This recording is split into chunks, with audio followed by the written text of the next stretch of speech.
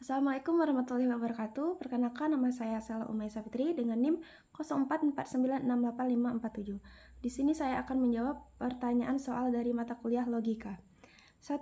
Term pada hakikatnya terbagi menjadi banyak jenis. Sebut dan jelaskan 3 dari macam term beserta contohnya. 1. Term retensi. Term retensi adalah jangka waktu suatu arsip harus disimpan sebelum dapat dipindahkan ke penyimpanan inaktif, dipindahkan ke record center atau dimusnahkan. Contohnya, arsip keuangan seperti laporan pajak tahunan memiliki term retensi selama 7 tahun sesuai peraturan perpajakan di Indonesia. 2. Term aktif. Term aktif adalah periode ketika arsip masih sering digunakan dalam kegiatan operasional organisasi. Contohnya, arsip surat menyurat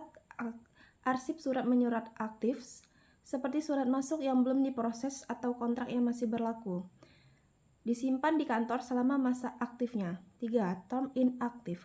Term inaktif adalah periode ketika arsip sudah tidak lagi digunakan secara rutin dalam operasional organisasi, tetapi masih harus disimpan karena memiliki nilai guna sekunder.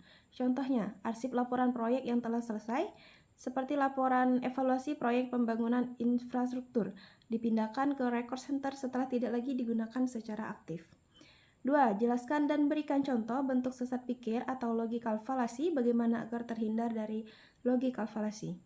Penjelasan bentuk sesat pikir. Sesat pikir atau logical fallacy adalah kesalahan dalam penalaran yang membuat argumen menjadi tidak valid atau lemah, meskipun argumen tersebut mungkin tampak persuasif. Berikut 3 jenis sesat pikir. 1. Ad hominem atau menyerang pribadi. Sesat pikir ini terjadi ketika seseorang menyerang karakter, motif atau sifat pribadi lawan debat alih-alih membantah argumen yang disampaikan.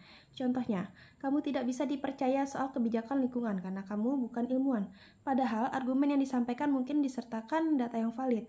2. Strawman atau manusia jerami. Sesat pikir ini terjadi ketika seseorang mendistorsi atau menyederhanakan argumen lawan menjadi versi yang lebih lemah atau salah. Contohnya, seseorang berkata, kita perlu lebih banyak regulasi untuk melindungi lingkungan. Lawan debat membalas, jadi kamu ingin melarang semua industri dan membuat orang kehilangan pekerjaan, padahal regulasi tidak berarti pelarangan total. 3. False dikotomi atau dikotomi palsu. Sesat pikir ini terjadi ketika seseorang menyajikan hanya 2 pilihan ekstrim sebagai satu-satunya kemungkinan, padahal ada opsi lain atau solusi tengah. Contohnya, kamu harus mendukung kebijakan ini atau kamu tidak peduli dengan kesejahteraan masyarakat, padahal seseorang bisa menolak kebijakan tertentu sambil tetap peduli dengan kesejahteraannya. Wassalamualaikum warahmatullahi wabarakatuh.